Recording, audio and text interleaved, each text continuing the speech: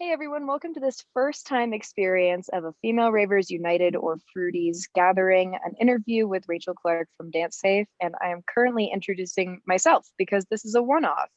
And I'm joined here, or more like I'm currently joining Kaylee. Kaylee, do you want to introduce yourself? I am Kaylee and I am an admin in FRU, and I will be asking all of these questions that all of you have asked for Rachel. Yes.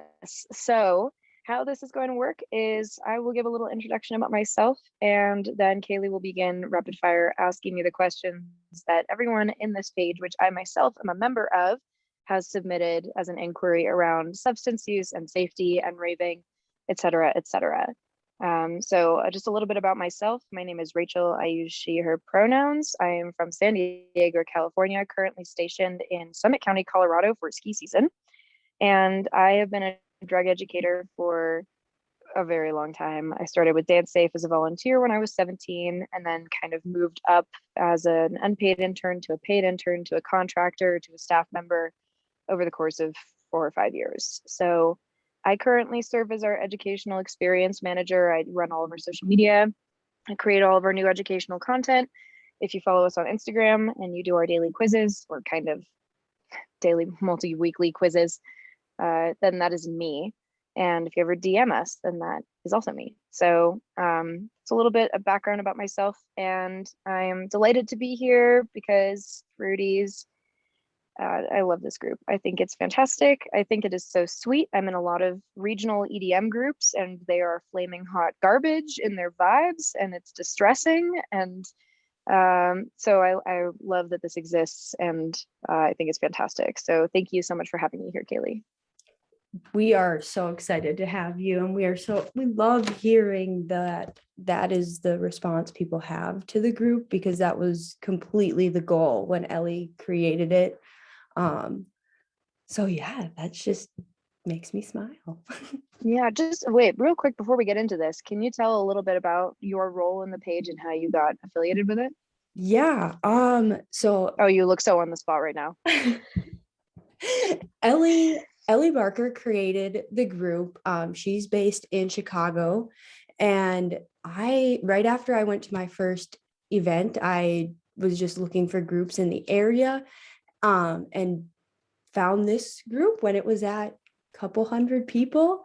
Oh, A wow. few months, I think it was like a couple weeks after it was created.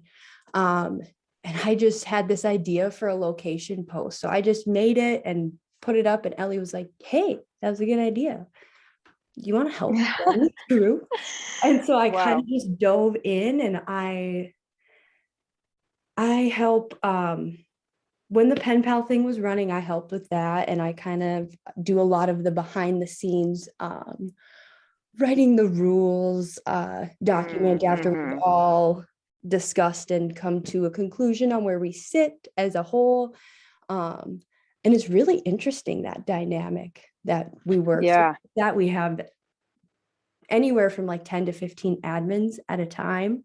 Wow. And we all collectively talk through these things, and we base everything on feedback that we've gotten from members in the group, whether they're DMing us or we're just scrolling through and we see this comment section of like this or that.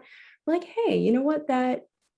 That is real. That's life. And it comes from a very diverse background that we have built this community on. It comes a lot from all of the members.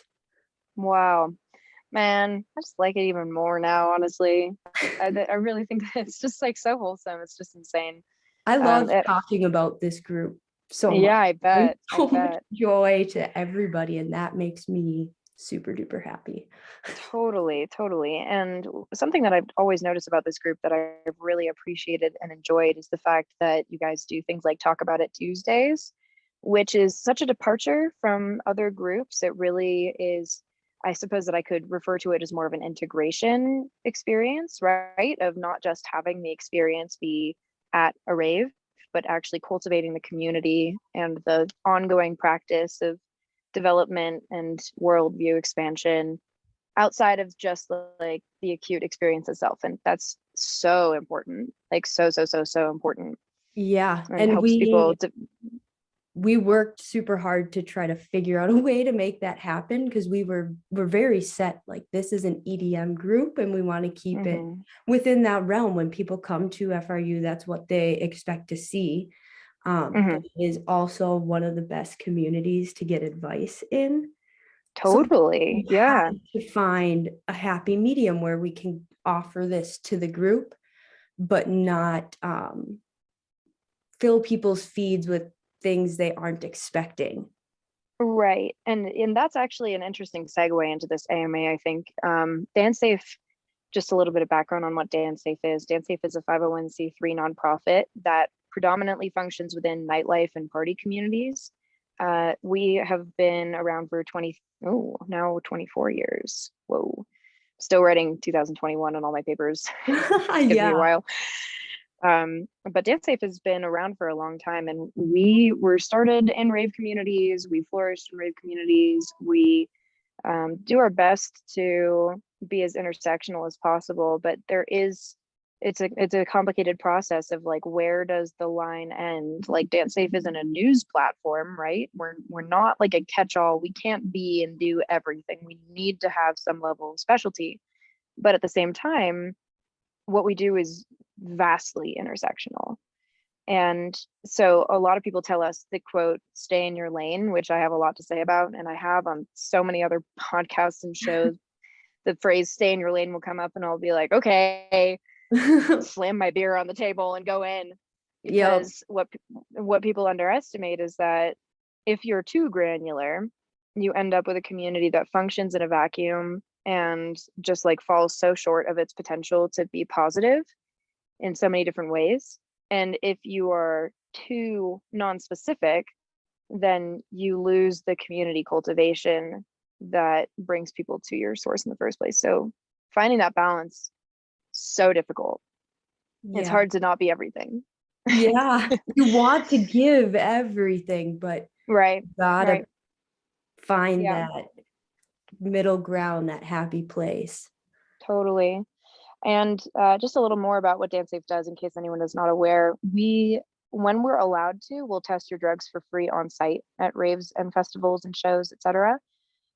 We are not always allowed to. Sometimes we're not even allowed to sell test kits.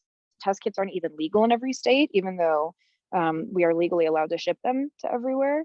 It might not be legal once you receive them. So you need to be checking laws. I can talk more about that later, but we also provide free condoms, free earplugs, consent education. We have a whole module called We Love Consent that includes things like Power Dynamics campaign is coming out soon, information about how to respond if you've been accused of sexual assault or sexual violence. We have upcoming things coming out on mental health. We talk about race and politics and just like a huge swath of stuff pertaining to our core, what we're known for, which is drugs. And part of the reason for that is that if you don't talk about the surrounding subjects around just drugs, you miss 99% of the context for what you're talking about. Like, it's just not useful, like flat out. It's just not useful as drug education. Yeah. So that's a little bit about what we do. You can check us out at dancesafe.org, and we sell test kits and fentanyl test strips, which I can talk about. And we also have social media platforms, Facebook, Instagram, Twitter. Occasionally we'll do Reddit AMAs. There's one on Spacebase. There's one on r/aves. Haha, that is raves. And now we have questions from you guys. So let's do it. Let's dive right in. Okay. The first question is, what is one item you recommend having with you at all times to prevent deaths? The easiest answer to this is Narcan. The second easiest answer to this is actually your phone. And those might seem kind of silly, but first off, Narcan, the faster you administer it, if you suspect an overdose, then the higher the likelihood of survival. But also, you need to be able to contact help. You need to be able to contact backup. People really underestimate the importance of being able to find medics at festivals. And when you're like in the middle of a giant crowd and your friend just dropped, and you're frantically trying to get anyone to pay attention, the worst case scenario is that you take out your phone, you like crouch low to the ground because that will help block out the sound. You kind of curl up in a ball position facing away from the stage so that you're covering the mouthpiece of the phone so that you can be heard better. And you call 911 and you say where you are, and you give points of reference, 3 points of reference. And usually that will be enough information for emergency dispatch to be like, there will be at an event that large, there will be like EMTs and medics on site, and there will be like communication between EMTs and ambulances and the site itself. So have a phone on you, even in the middle of a festival. And people are always like, I want to unplug and disconnect. And I'm like, okay, you can unplug and disconnect when you're not taking like 5 points of Molly in the middle of a crowd, you know? There should probably be some form of communicating with the outside world. But other than that, Narcan is really huge right now. Like, it is the #1 cause of death among adults between 18 and 45 as of last year. Like, the #1 cause.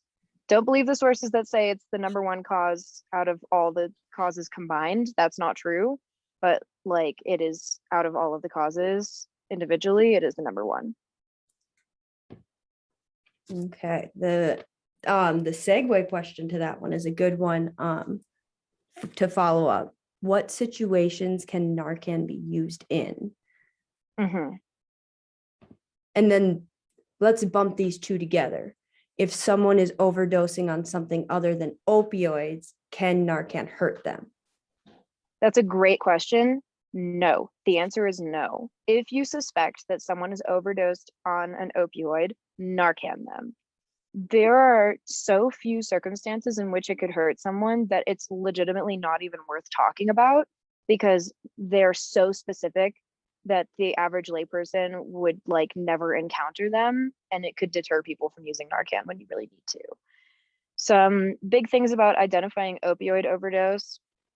And there's the word overdose is a little bit sticky here, right? For a few reasons. It's really loaded, but also it's not necessarily too accurate in this situation. Like, you are effective. It's okay. So here's the complexity. It is technically an overdose. However, you are also technically being poisoned because you don't know what you're taking. You cannot consent to the dose that you're taking. However, fentanyl is not like a devil drug, like most people assume that it is. It's actually extraordinarily important in medicine and can also be a really pleasant and enjoyable recreational substance for people. And that would probably be received really poorly by a lot of people who would hear me say that. But the fact of the matter is that the fentanyl crisis is predicated upon people not knowing what they're taking, not knowing how to dose it, how to take it safely, not knowing they're taking it at all. And there are obviously risks to taking fentanyl intentionally, but what we're talking about here is accidentally consuming it. So Narcan should be used when a person is in a state of what appears to be a sedative overdose or a depressant overdose. And what that looks like is always going to be slowed or stopped heart rate, breathing. Like, you will have a harder time feeling their pulse, probably, if you don't have experience for pulses. So probably the easiest way to determine if someone is breathing is to put your hand over their nose and mouth and see if you can feel breath on it. If someone is unconscious and their heart is beating really fast, that is not a sign of an opioid overdose. Or if it's beating normally, that's not a sign of an opioid overdose. The reason that someone overdoses on an opioid is because their blood pressure and heart rate drop so significantly that they don't get enough oxygen, and then they drop. So if someone's heart rate has not decreased significantly, if their respiration rate has not decreased significantly, then it's possible that this person could have just fainted. And that's called syncope. I'm writing a whole article right now on this, about how to like tease these things apart, because it's a little bit complicated. But basically, if you think that someone might have overdosed, you can hit them with Narcan. It will not hurt them. And I would first check for loss of consciousness, and someone being like anxious and panicky, or feeling like clammy hands and like, I don't feel good, guys, like I'm gonna faint. is not a sign of an opioid overdose. Um, Generally, overdoses do not happen instantly, whereas syncope can happen really quickly, especially if someone has like eaten something orally. It would take significantly longer. It would take minutes. You would notice this person kind of like slowly shutting down, nodding in and out of consciousness until eventually they drop out. And the speed at which that happens varies. But remember that there is a difference between someone passing out and someone overdosing. And if you're not sure, you can use Narcan. That's the long answer. I like the end of that. Yeah. Yeah. Not sure, use Narcan. Yeah. If you don't know, use Narcan, just in case. All right. What's the biggest hurdle to seeing more easily accessible harm reduction resources at festival? Okay, so there's this thing that a lot of you have probably heard of called the RAVE Act. And the RAVE Act actually stands for Reducing America's Vulnerability to Ecstasy. And it was introduced by Joe Biden in, I think, 2002. It's not actually like that was not what the act is called in practice. It was kind of the colloquial name for it. And there's currently like a whole group of parents whose kids have died because of the RAVE Act, which makes promoters feel like they're at risk if they provide harm reduction services. There's a whole group of parents who have a thing called Amend the RAVE Act that is ATRA. It's trying to get rid of the RAVE Act, right? Or amend it. And most promoters assume that they're at risk of being shut down or otherwise legally harangued or whatever if they have anything on site that could be conceived as promoting or condoning drug use. Now, that historically, that was a really big deal in like the early 2000s when underground raves were getting shut down and really like pushed back against. Especially, I could go into a little bit of history, but the gist of it being that there was this super controversial article about MDMA being super, super neurotoxic that was released in 2001 or two. And it wasn't until like months afterwards that the guy who did this study, which made this like huge splash of terror, and politicians and scientists and ravers, everyone was like, oh my God, we had no idea. This doesn't make sense. And it turns out that the researcher, Dr. George Riccardi, had actually used meth instead of MDMA in the study. So there was like a vial mix up or something. So it's like hard not to laugh because it's just so fucking silly. Yeah. Right. So around that time in history, there's this like moral panic around MDMA and raving, and moral panics create legislation. It's really hard to unstick. So the RAVE Act was released. And at that time, there was a lot of pushback against raving, and the supply was pretty contaminated at that point. Part of the reason that Dancesafe was founded was because the supply of MDMA pills was like just DXM, but no one knew. Apparently, the founder, E-Man, actually told me this story about how he would go to raves and he'd be like, oh, what's this drug you're taking? They were like, it's called ecstasy. Sometimes you take it and you feel amazing, and sometimes you feel like shit, and you can never tell what's going to happen. And sometimes people go to the hospital and die. So there's like crazy dancing history around this. So that fear has really persisted for promoters. And for a while it was like, and it's still for a lot of people, is like, oh, if we provide free water, it means that we're acknowledging there's drug use at this venue, which is obviously bullshit. And I could go off about venues providing free water and how totally feasible it is, even if you don't have running water at your venue, you know? And so a few years ago, I think that it was actually the Amend the RAVE Act crew contacted the Department of Justice and said, can you clarify the language in this bill? What is and is not criminalized? Is providing harm reduction materials criminalized? And the Department of Justice, this is like, you can actually look this up. It's a Marijuana Moment article, has like a copy of the letter itself, where the Department of Justice explicitly says, not only is that not against the law, but it's also important. And then shortly thereafter, the CDC endorsed drug checking, like, and maybe it was the FDA, it might have been both actually, who have recently endorsed drug checking and fentanyl test strips. So at this point, there's a lot of complexity to the answer to that. There's part of it is like the local jurisdiction of law enforcement may or may not be clued in on this. So it's true that some promoters, depending on how far they push it, could still get harangued. I mean, like the law enforcement system is corrupt inside and out, and there's very little accountability. There are very few checks and balances. So if one rogue cop decides that they want to interpret this law in a certain way, then they can do that, and you have to take it to court. This being said, I think that as far as I can recall, there's maybe only been one individual, if any, ever persecuted under the Rape Act, ever. So what's really important is making it known to promoters that not only is this stuff endorsed, but it's also protected. And there are some complexities there. Like in some states, it's actually a felony just to possess fentanyl test strips. And that is complicated. That requires kind of a don't ask, don't tell.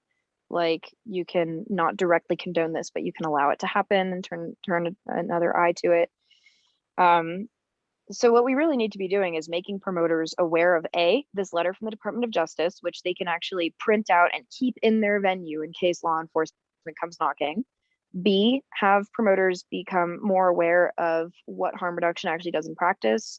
And C, incentivize harm reduction. Like we need people to vocally demand it and want it. It's not enough anymore for people to be like, well, the venue has to make money when they're selling water bottles for $7 a pop. Like it's not enough. It's condoning at this point. Like we need widespread frustration that venues are not doing more to implement these things, because we are the patrons, we provide the money. I too am a raver. Yep. The water gets ridiculous.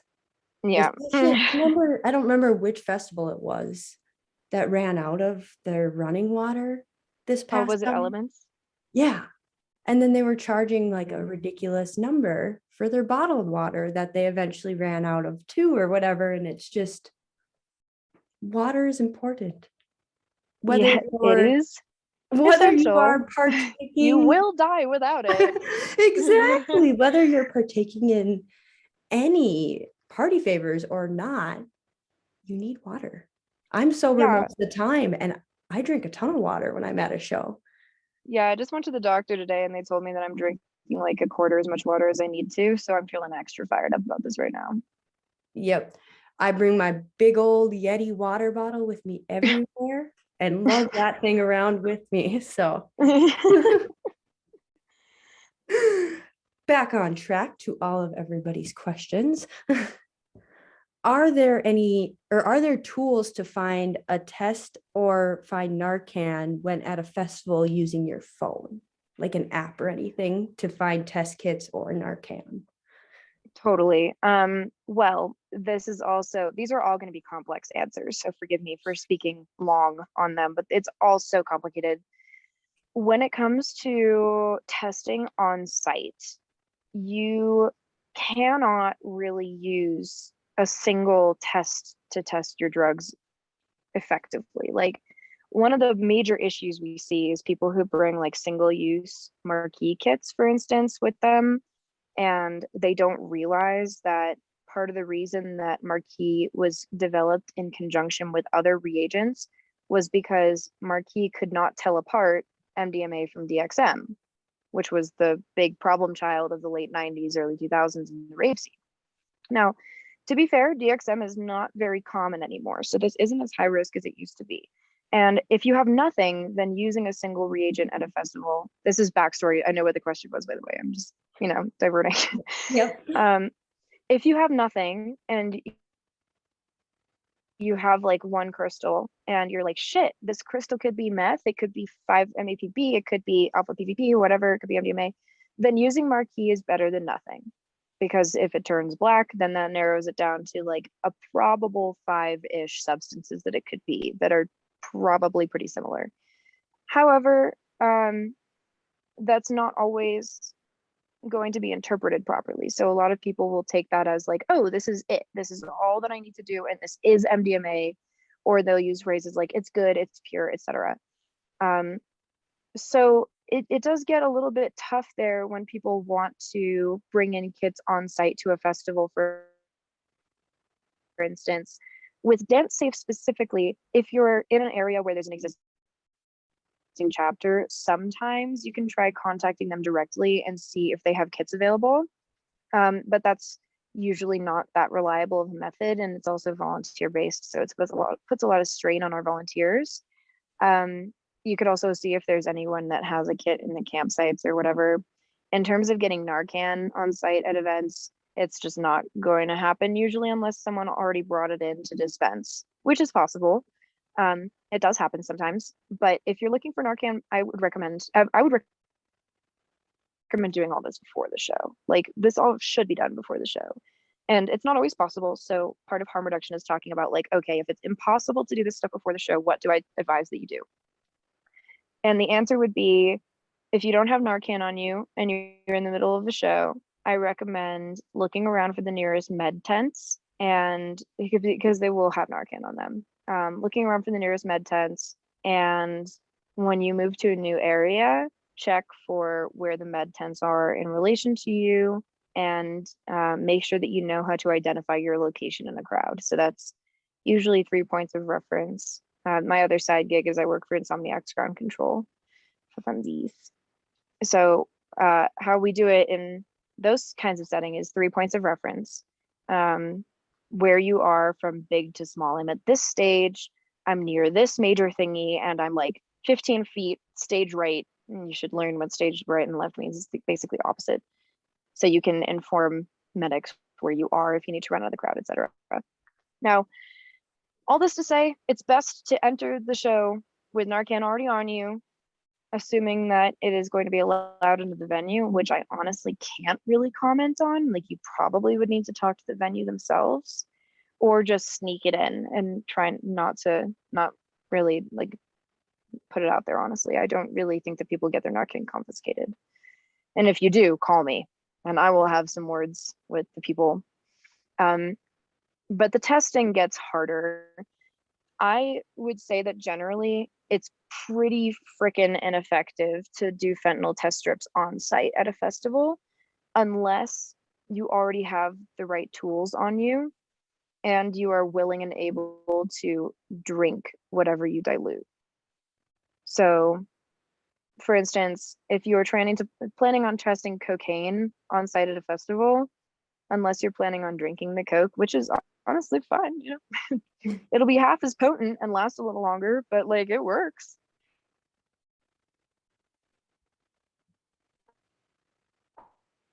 Um,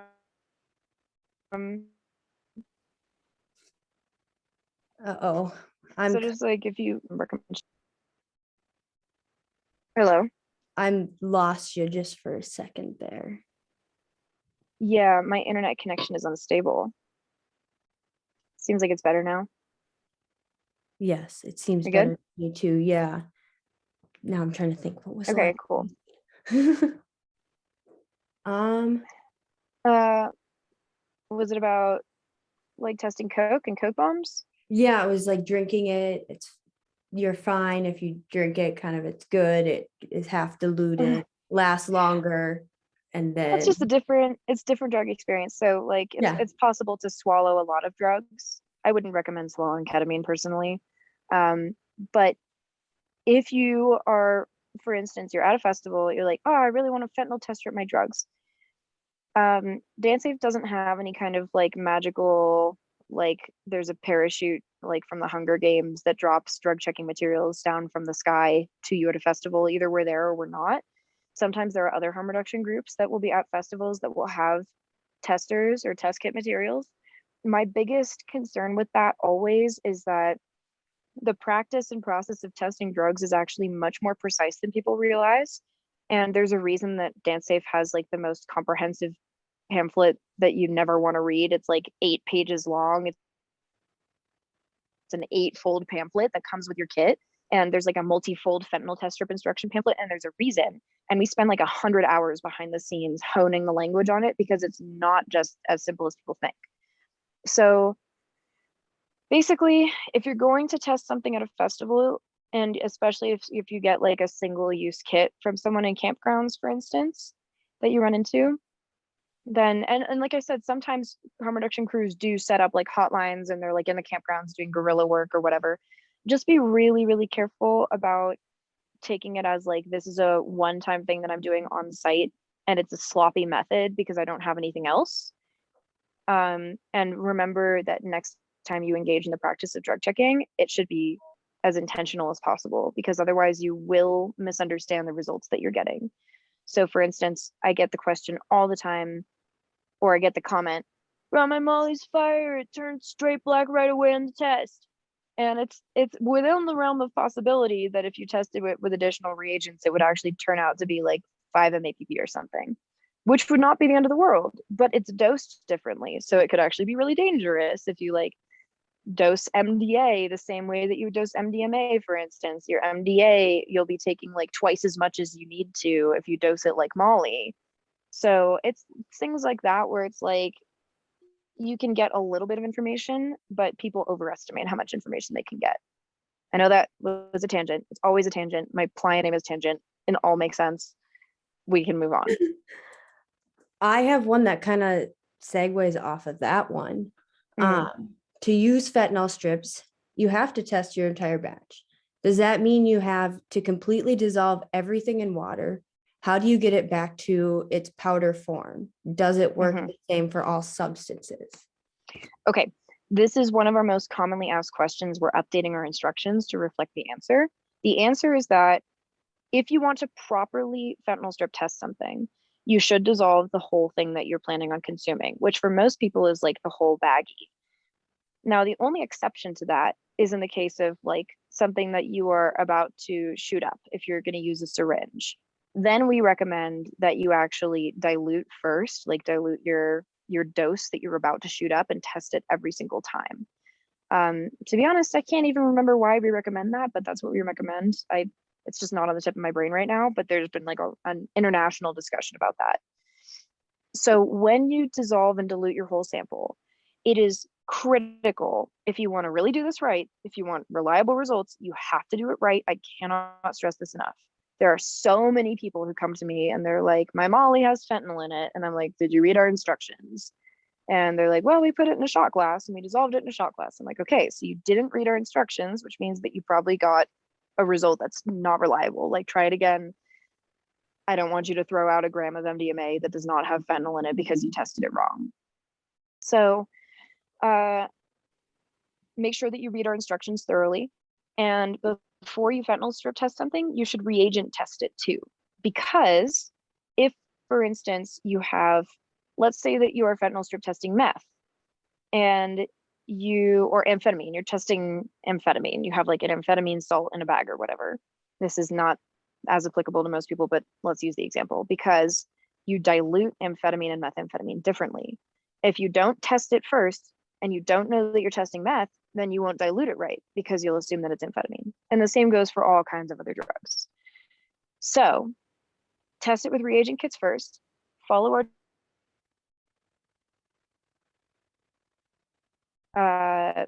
40 milligrams of material, I believe is the ratio for most drugs.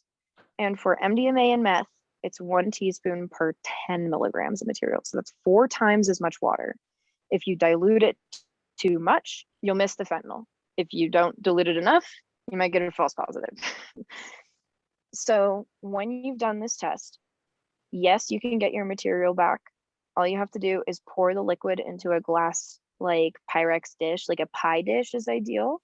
And you can either just leave it out for a few days. It depends on how much you're trying to evaporate, or you can pop it in the oven on 200 and just like watch it because you don't want to burn it. And eventually, after a while, it will form this like very pretty kind of crystalline crust at the bottom. Then you can scrape it up with a card or a razor and you'll have powder again. Now, for cocaine, I believe that there can be issues with some of the cocaine being degraded in water over time. And you also, like I said, want to make sure you don't burn it. But there are lots of Reddit guides on how to do this. If you just type in recrystallizing ketamine, that's the easiest way to do it. And it's very simple. You're just getting the water out. And you might actually be in luck. Sometimes there are organic impurities that are these crystalline structures that can actually be like opened and released when you allow water to evaporate out. So you might end up with a slightly better smelling and slightly less gross drug. Like, Yeah. yay. You cleaned it one more. Just kind of barely, just barely. It's not enough just to evaporate the water out. Most people think that they can do that, and it doesn't really do very much, but sure, maybe it'll look nicer. Like, I've definitely smelled cocaine that smelled, or I smelled ketamine that smelled ungodly. And after a recrystallization process where you like dissolve it and then evaporate out, it smelled way less gross. So yeah, do with that information what you will. What was the other part of this question? I think you hit it all. Does it mean you Okay, have? okay, Yeah. okay, Yeah. cool. Okay. Is it more accurate to spot test a sample or test the residue left in the baggie if using fentanyl strips on powder substances? Yeah. So a lot of people are really resistant to testing the whole bag. And what I would say is if you are feeling like you really just don't want to go down that road, then test the dose that you're about to take as opposed to testing baggy residue. We're actually in the process of removing the baggy residue method altogether because of the chocolate chip cookie effect, which basically means that a lethal dose of fentanyl is like legitimately 1 to 3 grains of sand. And if you have a gram of cocaine and you test the residue of the bag, then you have like a 0.1% chance of actually catching it, right? So that's why it's such a delicate process, is because you're dealing with all these margins of uncertainty and you want to reduce that uncertainty as much as possible. And this is coming from someone who knows a lot of people who have had accidental fentanyl overdoses or who have had friends who have died. Like, it is no fucking joke. And we're seeing this in ketamine, we're seeing this in cocaine, and we're like, this is like confirmed testing and toxicology. This is not hearsay, which is what it usually is. We're not seeing it in weed still. We still haven't actually confirmed it in weed yet.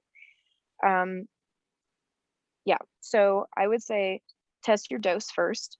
So like weigh out 100 milligrams if you need to. Dancesafe sells micro scoops that are approximately 10 milligrams. If you crush the powder finely and scoop, it'll be about 10 milligrams. So that can be really useful on site at festivals, might be more accurate than milligram scale. Just like weigh out your point or whatever, and then fentanyl test strip that, and then you can just like take a shot of the liquid out of a bottle cap or however much you dissolve. Just make sure to bring a little measuring spoon with you at events so you can do it accurately. And baggy residue method, what I would say is if you're going to use that method, it's just tough. Yeah, it's really just tough to say with the baggy residue. They're like, I would have to talk for like 10 minutes to give all the caveats of what is and is not a reliable part of that result and how to interpret it. And it's just so complicated that I would say if you're at that point, use with Narcan on hand. Like, if there's any one takeaway for anyone here, you all need to be using your drugs with Narcan on hand, even if they test negative for fentanyl. There's so much room for human error in fentanyl strip testing. Don't chance it. This is real. We're seeing it all over the place. Tens of thousands of people are dying from it. Just use with Narcan on hand. You will not regret it if anything ever happens. Excuse me. What's the best way to use a fentanyl strip in testing pressed pills? I hate to say it, but I honestly don't even know if I can recommend doing so because, again, unless you know the milligram contents of the pill that you're testing, you will not be able to accurately dilute it. Now, this being said, again, harm reduction approach means trying to make things as feasible as possible, but everyone that attempts this needs to really understand the level of margin of error that you're working with here. And if you are taking pressies, I would say you might want to wipe down the outside just in case there's cross contamination from the surface. That's like the it's so easy. It's just like, I don't know how effective it would even be at all, but like just do it anyway. And use with Narcan on hand for sure if you're testing pressies, or if you're using pressies. to my knowledge, we have not actually had confirmed cases of fentanyl in pressies. We have had a confirmed case of fentanyl in a counterfeit Adderall pill. So, the only way that I could actually say you might be able to do this is for someone to have already taken a pressie of the same batch to be able to evaluate the strength. But even that is really tough because A, if you have a tolerance, then you're not going to be able to tell. B, a lot of people, I'm finding most people don't have any idea what their dose of MDMA is. So I'm like, what's your dose? And they're like, what do you mean, what's my dose? I just eat it. So how are they going to possibly tell how many milligrams it is unless that person has been like weighing their shit their whole life?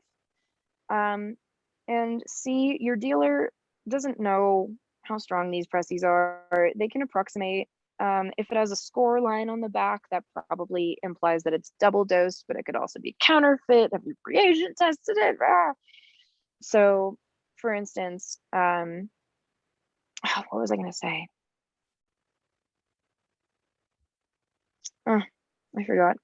But yeah, if you're trying to test a pressie and you don't know how much actual MDMA is in it, then you could either over concentrate it and miss the fentanyl or under concentrate it and get a false positive.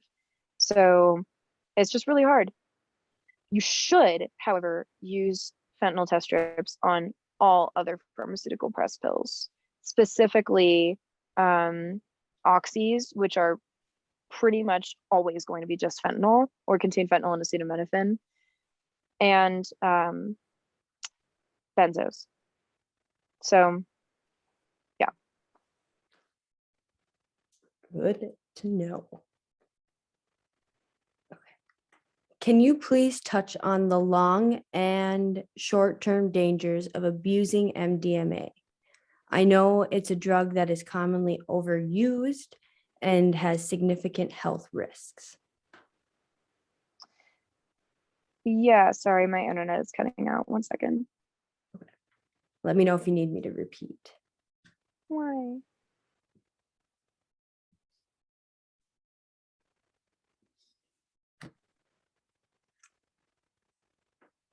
Oh my God. Why?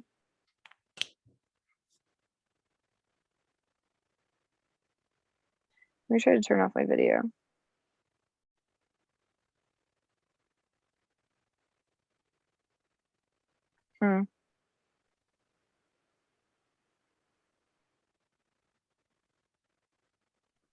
Okay, I think it's better. So the question was about MDMA and health risks. Yes. Can you please touch on the long and short-term dangers of abusing MDMA? I know it's a drug that is commonly overused and has significant health risks. Yeah, so for further information on this, I'd actually direct people towards our Dancesafe Instagram account. If you scroll all the way down our highlights, there's an MDMA basics highlight that goes into way more detail. TLDR that I will say right now, because that really should be, I'm not going to suck up airtime talking about it because it's like much more concise there. But basically, the more often you roll, the higher your natural tolerance will ultimately become over time. I personally view rolling as like you have limited rolls in your life, and the more you condense them, the less time you'll be able to roll in your life. So something that really matters to you, then moderating it is pretty important for most people. There's a lot of variation in this. There are some people who roll all the fucking time and have no issue and it's chilling for them specifically. They are outliers. The vast majority of people who roll more than honestly a few times a year, it will eventually become a very different kind of experience that may or may not ever return to how it was. So there's a lot of variability here. And what it comes down to me, is you need to decide how important this substance is to you. And if it really benefits your life and is a really positive part of your life, then the less frequently you use it and the lower your doses are, with a caveat that I'll get into in a second, then the longer your relationship with it will likely be. In terms of the dose thing, personally, I never really recommend that people take an underdose of MDMA. I never ever recommend microdosing MDMA because at that rate you are basically just taking amphetamine. Like you might as well just take some Adderall. MDMA does have neurotoxic metabolites. We are still figuring out what exactly those are and exactly how they cause neurotoxicity. There's a lot of complexity to the science behind it. From a cognitive standpoint, there are no known cognitive deficits in people who have even taken a lot of MDMA and then halted and returned to baseline. However, drug science is super complicated. There are signaling pathways, there are cascades of things that happen that you can't anticipate. So a lot more research is going to be needed, as with all drugs. MDMA is one of the most researched drugs in history. But as with all drugs, there's just so much to know. So what really it comes down to is like the more frequently you roll and the higher your dose, the higher your overall risk levels are going to be. I personally advise trying to keep your dose to 130 or below, 130 milligrams or below. The MAPS clinical trial dose, I believe, is 120 or 125 generally with a booster. And if you care about this drug, do it once or twice a year. And I know that there are, like, oh my God, what do you mean once or twice a year? I do it once or twice a week. And I absolutely guarantee doing it more frequently, especially if you're doing it that frequently. Like I would say rolling more than like once a month or so is going to be a recipe for like other parts of your life being negatively impacted, because you physically cannot restore serotonin that quickly. Like you are dumping a finite resource, your brain has not replenished it. You physically cannot do it. And yeah, anyway, the super complicated one. We're already so far deep into this. So like just check out our educational materials, check out rollsafe.org, check out psychonautwiki.org. And if you still have questions, then DM us on Instagram. I'll answer them. Awesome. Do you have a good resource to provide that gives evidence that LSD is not absorbed through the skin? I see so many people say that it does across various EDM groups, but without a solid link that I have not come across in any of my research that shows otherwise. People continue to perpetrate this myth. So I don't have a link on hand for this. However, I do have an incredibly powerful anecdote, which is that I have a friend who used to be an acid manufacturer, a fluff manufacturer. And when you're making really huge quantities of LSD, which is dosed in 100 micrograms, that is a tenth of a milligram, which is a thousandth of a gram. Like that's so small, it is like a tenth of a grain of sand. And so when you're making fluff, you're making powder, you can have like piles of powder. Even just like one pile of powder will be millions of hits of LSD. And I personally know folks who used to work in LSD manufacturing labs, and you can hold fluff in your bare hands and not get high.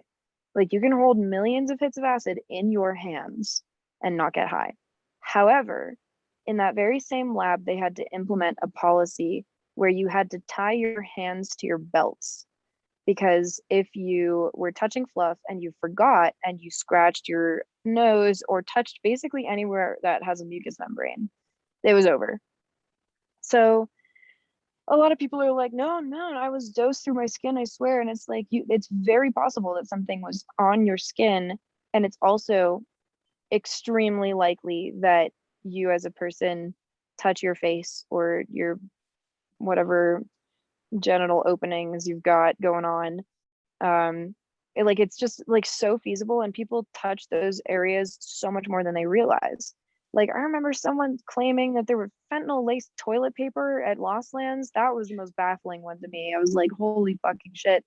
And what was really frustrating about that one is that like it is in the technical realm of feasibility for someone to like sprinkle fentanyl onto toilet paper and have it somehow cling to the toilet paper. And then if you're like wiping and you have mucous membranes where you're wiping, then like, okay, yes, I guess, sure. But that's in the same general technical realm of possibility that someone would like engineer some kind of crazy dart hypothermic needle to like intentionally dose people in crowds without them noticing somehow. It's just like I could debunk it, but it's like, why?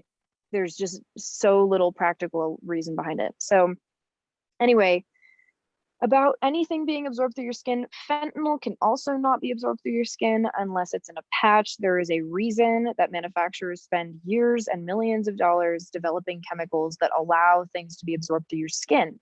Your skin is intended to keep things out.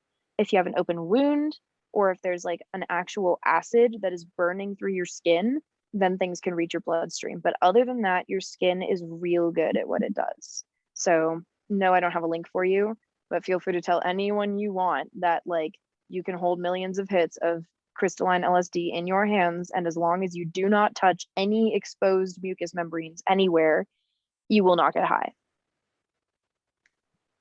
Huh. I love that answer. I've heard some crazy stories myself. So living in a small town, Iowa, what's the best way to get test kits? We can ship them to you.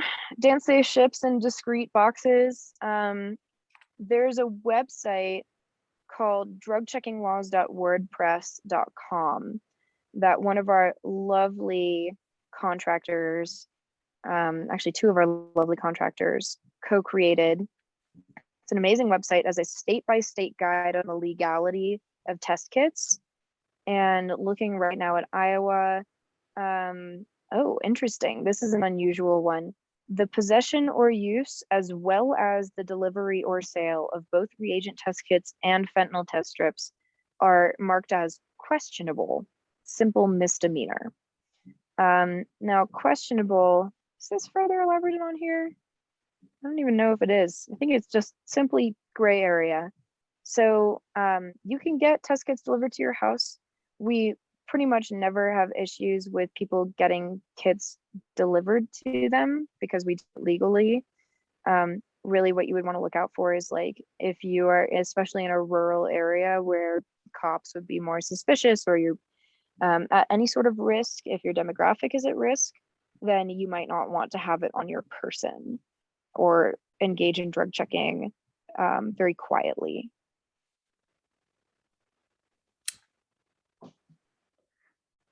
You said earlier that Dancesafe legally ships to all 50 states, right? Mm-hmm. Okay.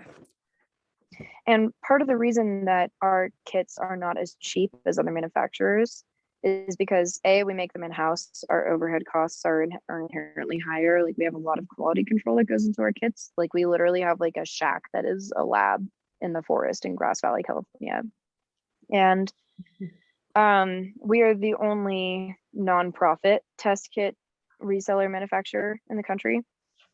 But also we go through, I believe it's UPS or is it USPS? Either way, we actually like disclose what we're shipping, which is very unusual. And the thing is, like, if people can get kits more affordably, then that's great. That's really important. The accessibility piece is something that we try to work on as much as possible. It's difficult. It's more difficult than people think, but there is a reason that our shipping is expensive, and it's because we actually truthfully disclose that we have corrosive materials. Yeah, this being said, like, this is not an effort to get other kit manufacturers to not make their kits more accessible. It's just what we do. How would you suggest going about promoting safe drug use? It's a touchy subject, but I believe that it's more important to be safe than to tell people to not do it at all. All of my friends want to know, but I don't know where to find information. I've just learned what I have heard over the years from different people. Are there any websites I can recommend to people that have compiled information into one location? Yes, my favorite for sure is psychonautwiki.org. Psychonautwiki.org is basically a wiki style website that has hundreds of different substances. It includes the dosage. Dosages at different methods of administration, which is huge because you can't put something up your asshole and snort something and have it hit you the exact same way at the same dose. Well, depending on the substance, right? It's just different. So psychonautwiki.org is my absolute favorite go-to right now. Very, very thorough, very unbiased. And if you're looking for experience reports, then the Arrowwood experience vaults are still my favorite. Arrowwood is spelled EROWID. There are also forums like Blue Light, and Reddit is a surprisingly helpful place for experience reports. However, a lot of Redditors just like speak out of their ass and make claims that are totally unsubstantiated. So I would not use Reddit as like the word of law by any means. Like, one example of this is the concept that the biggest danger of mixing MDMA and SSRIs is serotonin syndrome. And the serotonin syndrome in that mixture is theoretically possible. It's just not what people believe it to be. The biggest issue that people usually face when they try and mix those two drugs is that it just doesn't work. Like, you just won't roll. So stuff like that Reddit loves to perpetuate and continuously talk about. But then in terms of other resources, there's also the Drugs Classroom. It's a really, really cool website that has really in-depth videos on all kinds of drugs. I love that one because it teaches me stuff all the time about more obscure substances that I haven't had time to dig into. Also very unbiased. The one about Benadryl has some crazy stories in it. Pro tip, do not take a metric ass load of Benadryl to get high. It's not going to go how you anticipate. Most people do not love it. Yeah, and then of course there's the Dancesafe highlights and Instagram stories. And the thing is, this field is ever evolving. We all need to be really flexible about what we learn. There are things that I put out where even on our Instagram stories, I'll put out something and someone will DM me and be like, hey, this is wrong. Here's a citation. And I'll do some digging and I'll be like, oh my God, this was in my mind because of word of mouth over the years. And yet I think it was actually wrong this whole time. It just was cemented very firmly for me. So be willing to be flexible, be willing to take in new information from new sources. But I would say start with Psychonaut Wiki, be critical of the information you read, check citations. I can't tell you the number of times that I have like clicked on a citation in an article that was supposedly backing up their claim. And I read the article and I was like, this not only has nothing to do with this, but also the methods used in this study were bullshit. And it's hard to know how to look for that stuff without a scientific literature background. So yeah, I would say like even taking an online class about bio or like neurophysiology or something like that, it all really adds up. Like the more you can learn about these topics, the better you'll be able to figure out what is and is not reliable information. Pro tip, anything that says .gov is not reliable information about drugs, unless it's statistics. And even then, it's imperfect. Yeah. I took a tobacco, drug, and alcohol class in the beginning years of college, and we dove into some of the roots of drugs and the war on drugs here. And it is not what you think. It is not. It's not you in high school. Yep.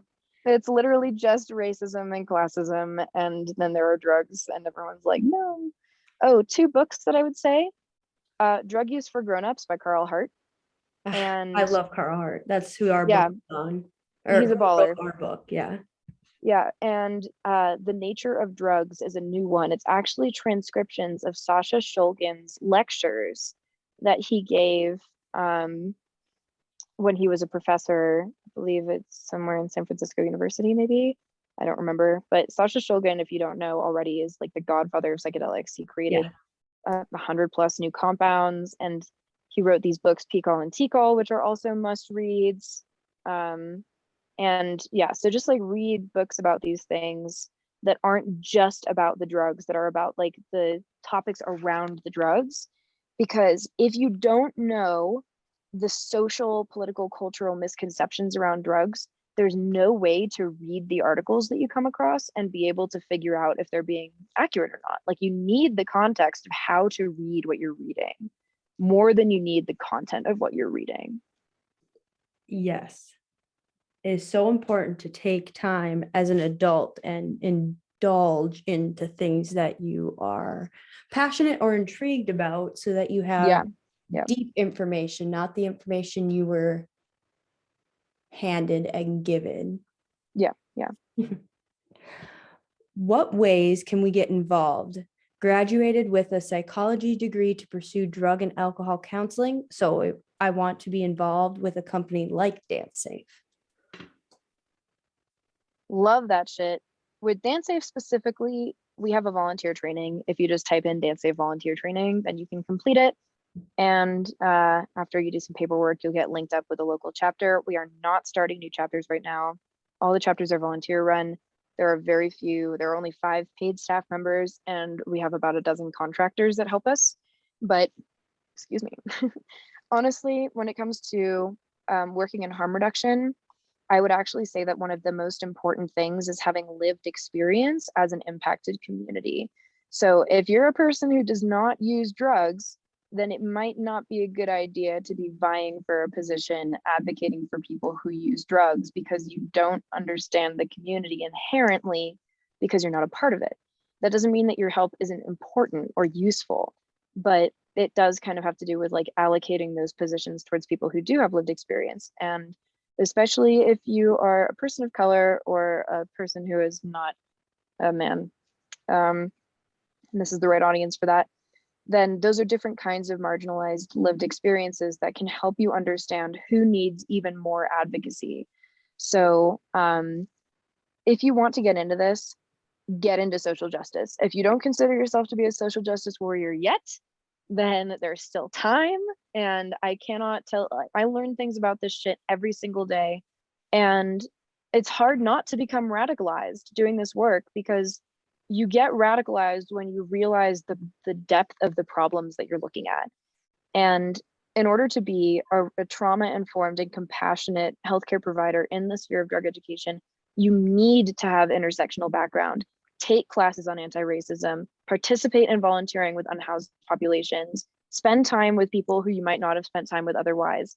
Lived experience is essential for this work. And that also means like listening a lot to the experiences that people have. More than anything, having a real, true interest in being in a helping profession and in meeting people where they're at and being willing to participate in their processes, that is more important than any career will ever be. And that's why a lot of harm reduction organizations will explicitly not ask for a degree requirement or an education requirement. They ask for a set of attributes.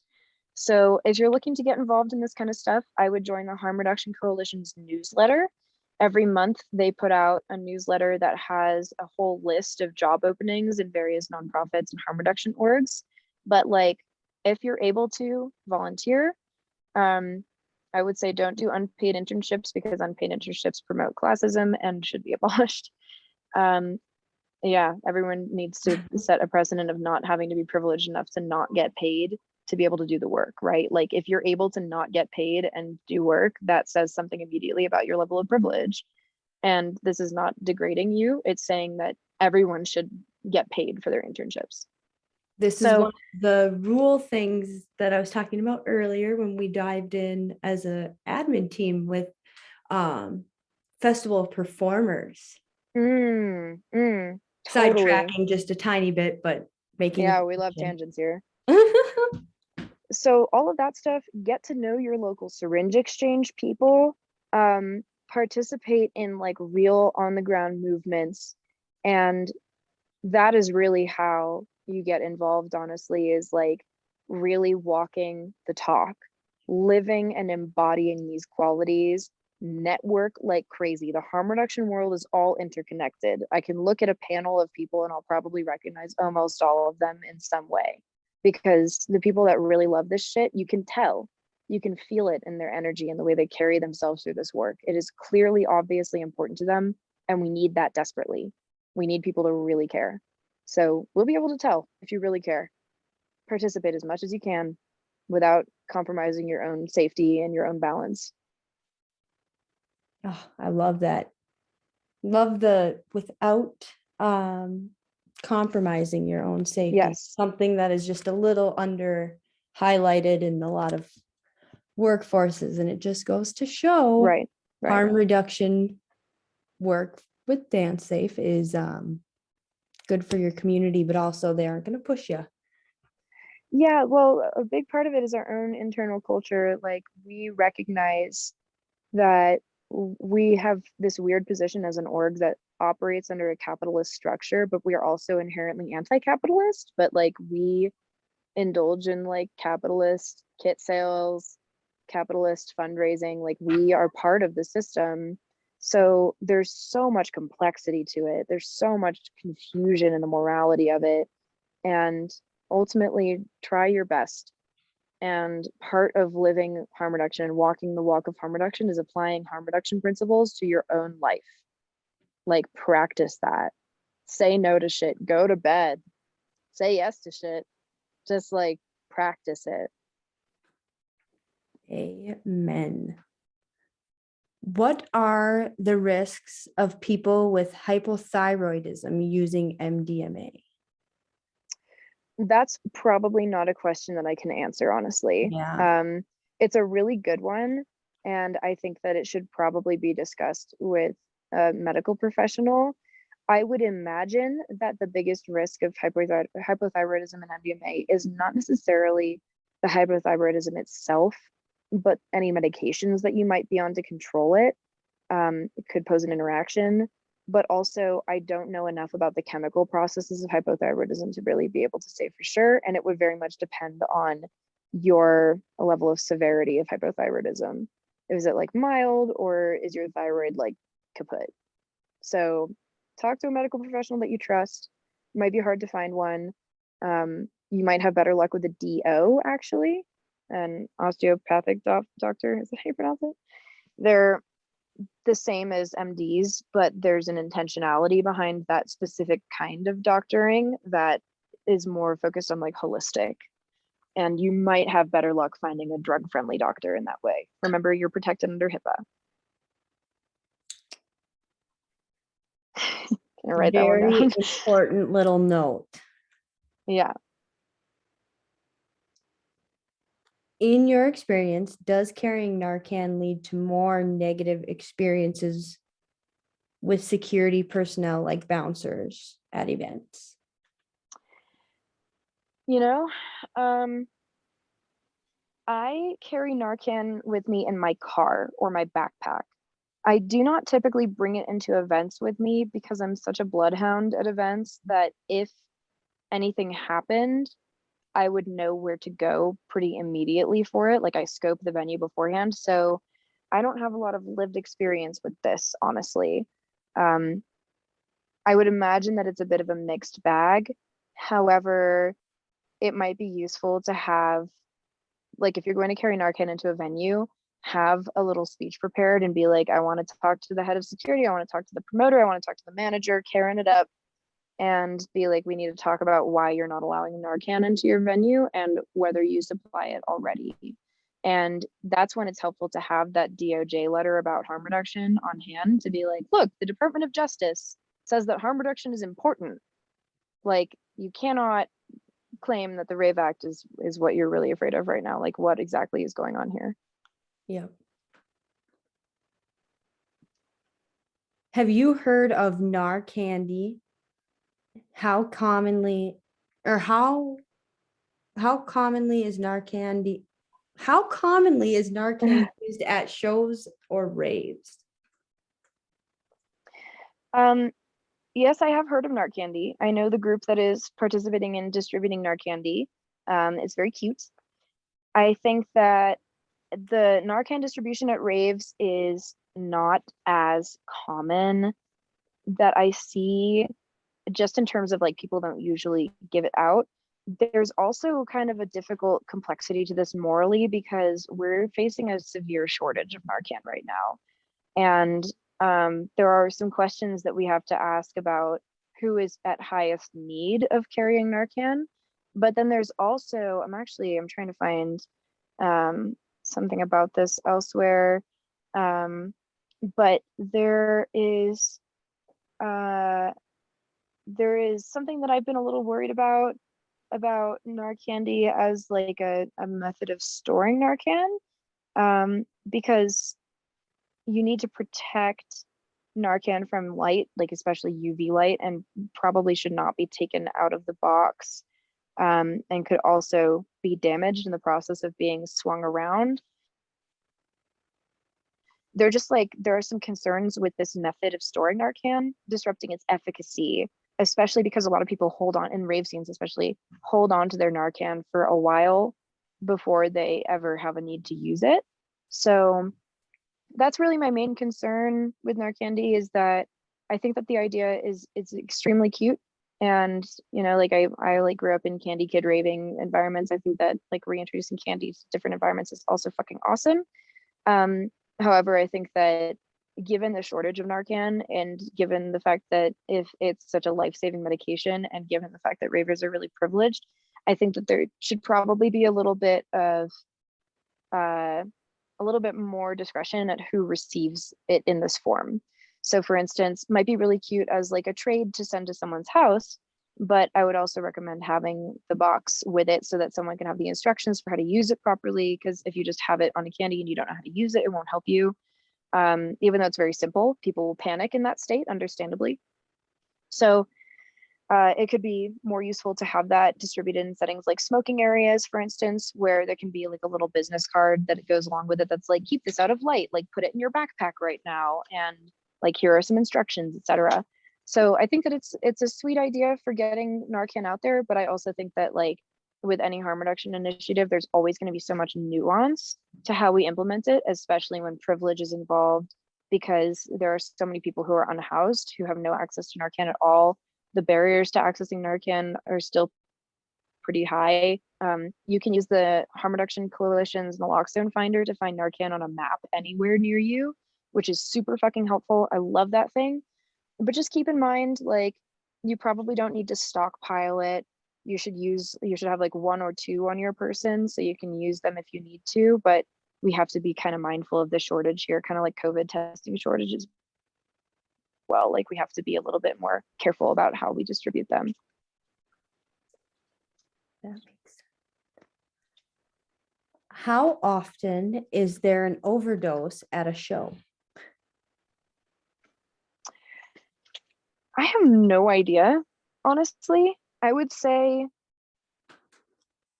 not as often as people claim, because what we see all the time is one medic who doesn't, like, they're, you know, a lot of medics are EMTs at shows, and EMTs have like really amazing essential training, but most medical professionals are not experts on illicit substances. Even festival medics have said shit about drugs that was just so blatantly wrong to me before that I was like, this is appalling. And so we have to be really kind of scrutinous of people in positions of power at festivals making claims about overdoses, because we saw this with the Astro World tragedy about the police chief who came out and was like, well, we're investigating the possibility that these deaths were caused by like someone sniping people in the crowd with opioids. And I was like, this is Crazy. so disgraceful. It is disgraceful that you would take it that far. It is like absolutely morally negligent. So I wrote a whole piece on this if anyone wants to read it. It debunks injection attacks, talks about overdoses, etc. It's on our website on the blog page. So I would say that overdoses are way less common than people believe them to be, because sometimes people will just faint and the medic response will be to Narcan them just in case. But then the assumption is if they eventually woke up, or if they woke up after getting Narcan, then it was from an opioid overdose, when the reality is that there are a lot of factors to take into consideration. So I would say it's certainly possible that there are overdoses happening at shows. Fentanyl and cocaine is very much a real thing. We have very real lab confirmed reports of this that have taken into consideration all the weird shit that we have to factor in when thinking about this stuff. It is happening. It is a real risk. It has happened in ketamine too. I don't know the extent to which it's happened in MDMA. It does not seem widespread. But yeah, just like we always need to be asking, okay, like who is the person that made this claim about this overdose? How exactly did they verify this overdose? You know, and this is also tricky territory, because at the same time, we really need to emphasize the fact that even if it's very uncommon, people genuinely are dying from this. Like, it's not getting inflated in the importance of fentanyl testing, but it might be getting inflated in the prevalence at raves, and those two things can coexist.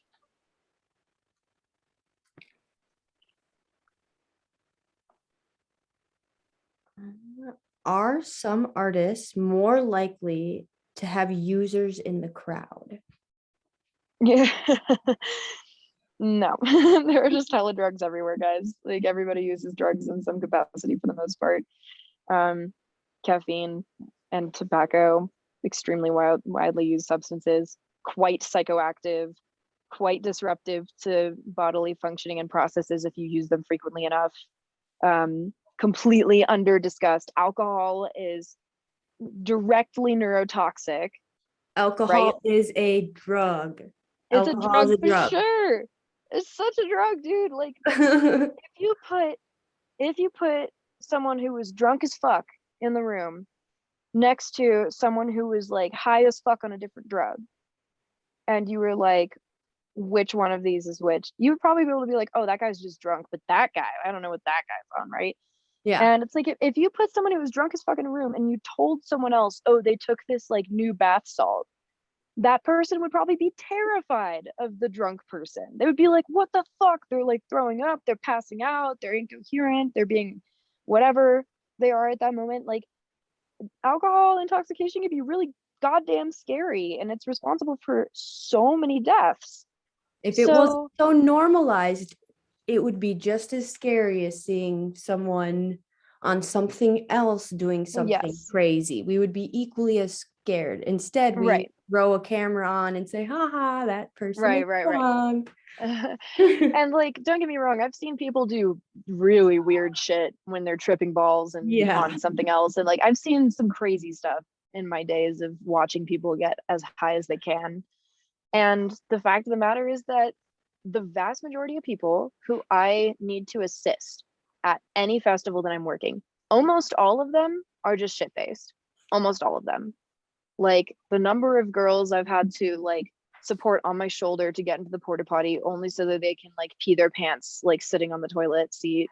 Like it is, I've found so many drunk people passed out on their backs with their dicks out in porta potties. I have found so many people like flat out unconscious on the ground at EDC in a pile of their own vomit, and they were just drunk.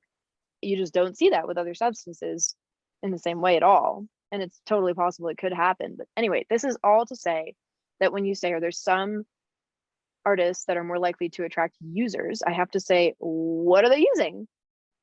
Because you betcha that at the average median age 35 to 55 Thievery Corporation show, that a lot of the older folks in the crowd are going to have like smoked a joint outside or like had a drink or whatever. And for many people at like a ganja show, taking like 30 mics of acid is a perfectly comparable way of enjoying the evening. So like, I don't know. I think that quantifying a show based on people quote unquote using requires a lot more critical thought about how you define using and whether or not you're asking that on a basis of like people getting really fucked up or just people having ingested anything at all, right? And I would say if you really want to avoid high people, go to see like the Wiggles, because there are going to be high people at like most concerts. And this is not a slam on sobriety. That's not the commentary that I want to promote here. I think that sober raving and sober partying is fucking amazing. Some of the best nights of my entire life. I've been stone cold sober and I've had a great night of sleep and a really delicious meal, and I have gone crazy at these parties. But at the same time, I think that there is a lot of mistrust that we place on people based on the substance that they choose to use and the quantity. And that's worth investigating. And it's also worth investigating why we promote a culture of getting as drunk as possible and why we promote a culture of like getting fucked up before a show on principle. Like there's room for the whole spectrum here. And we need to really be mindful about respecting the individual's decision of where they want to fall on that spectrum at a given night or ever. Yes. Don't be the peer pressurer, because we all know how hard it is to say, no, not tonight. I'm good. Thank you. Mm-hmm. And Even it's a though you breach of want consent. to, but you got to Yeah. work at 9 a.m. So you got to be smart tonight at the show. Do Yeah. it. Yeah. Be smart. Yeah. But there's also like that is inherently a breach of consent. Like that is not willing or enthusiastic consent by the other party. Like Yeah. consent applies to so many bigger things. And if you're a person that considers yourself to be like really sexually consensual, and yet you are willing to like call someone a pussy for taking half a tab of acid instead of a full tab, then you got to really check yourself. Yep. It could Consent ruin people's applies. lives or nights. Yes, yeah, not just nights. It can take a big turn on someone's life. Yeah. So we are coming to our final question, and it's not really a question. It's a big motherfucking thank you for doing this. You need more Aw. responsibility in this music scene, and this is a huge move in the right direction. Bless Love you it. all. Bless you all with all that you do. Heart. Aw. Aw. That's so sweet. Well, bless you too. Heart. Thanks for making the questions up for us to answer and have Yes. a good long Zoom meeting about these amazing questions. They're never short. They're never short. No, Yeah. I there could would be go a for problem if hours. it was short because we Yeah. got a lot of info out in this quite a long period of time. It's nice. Yeah. Yep. Totally. Cool. Well, Kaylee, it's been a delight, a pleasure, an honor, and a privilege. And I hope to see some or maybe all of you at once at a giant rave someday. Oh, hell yeah, wouldn't that be fun? We can only hope into the future. Rachel, thank you again so much for doing all of this, for reaching out to us to get this going, and being so patient with me as I work to get this all set up. Also, thank you to all the fruities who submitted questions to ask Rachel and have her answer to make this all possible. Our first little podcast questionnaire interview thingy majig was a lot of fun, and I can't wait to do it again. Until next time, fruities.